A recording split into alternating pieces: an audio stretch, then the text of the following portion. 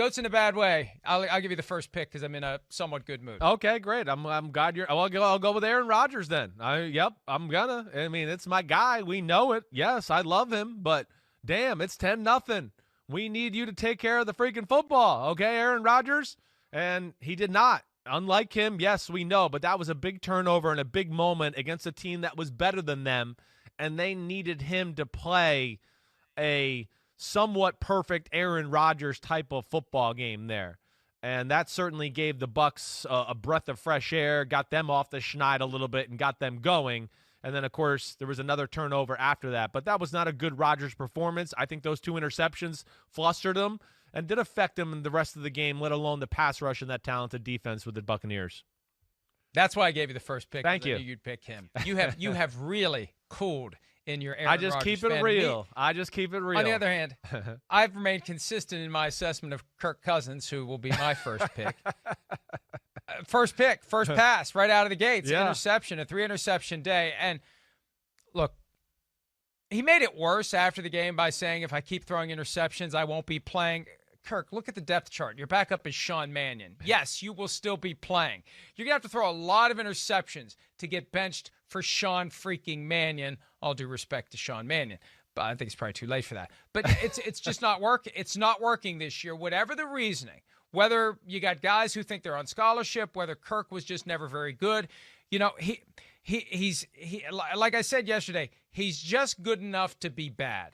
He's just good enough to be in a high-profile spot where he can't get it done. He's been competent enough throughout his career to earn the opportunity to be a mid-level and at times not good enough starting quarterback. That's where he is, and he's gotten paid a crap load of money to do it. He's won. Show's over. Doesn't matter what he does from this point forward with all the money he's made. But and the Vikings are stuck for 2 more years after this one unless they work out some sort of financial magic with his contract. Yeah, I get it, and it's not a good day by Kirk Cousins. Yes, I don't care what he is. You can't start the game off making those type of mistakes and putting them, in such a tough spot like that, a reeling football team. And like you heard me say yesterday, again, I don't think they do him a whole lot of justice by the way they've formulated that scheme and offense around him too. But either way, we make that type of money and those dumb mistakes, you get on the GOAT draft. Right, and here's the other thing, too. Yeah. Somebody in that organization had to be the ones to say, don't let what happened in Seattle linger. Tom Brady's not going to let it linger. The great quarterbacks are not going to let it linger and turn it in, as you said, into 2 losses. Yeah. So part of that's on him, too. Yeah, I get that. It's part of a quarterback to be able to turn the narrative around and change the mojo of the football team. Well, you got a quarterback that threw an interception on their first pass. I'll see that quarterback and raise it with another quarterback who threw an interception on their first pass. Baker Mayfield. I mean, come on. The Cleveland freaking Browns, the biggest game you guys have had in forever. Like, oh, are they for real? We're all tuned in. And when he threw that interception, we went, I think they're not for real. Like, this is going to be trouble. You knew right then. You were going, uh-oh, here we go.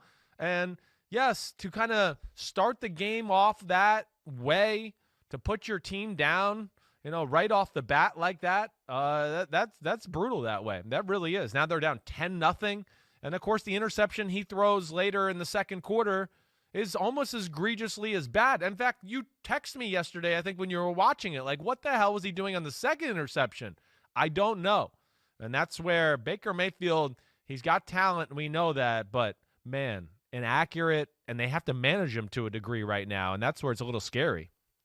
Something about Baker Mayfield, when everything's going well, it's fine. When it's not going well, he just doesn't even look like a quarterback. Like, there's something about his pads. There's something about his flak jacket. There's something about his build. There's something about the way he moves where he just doesn't look like he should be playing quarterback. And on the days when it's not working. Yeah. On the days when it's working, it's not noticeable. On the days when it's not working, it's like, Are we sure that this is the guy? Is this him? Did you send the right guy off the sideline? Because he just doesn't look like a quarterback, and he definitely didn't look like one on Sunday. All right, next one for me, and there are plenty to choose from. I guess I got to go with Zeke. I mean, he would put himself on the list. Yeah.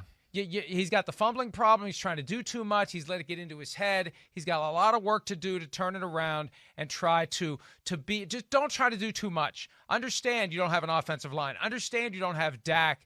Don't try to gain 25 yards on every play. Don't try to win the game on every snap. Just do what you can and just hold on to the football. And I know it's easier said than done, but that's where he needs to get, Chris. Yeah, it's unbelievable. I mean, you never would have expected that he would have had this type of issue or done anything like that. I'm shocked. I really am. And yeah, I get you picking it. I wrote him down. My next pick was going to be Zeke Elliott. I was hoping you were going to forget it.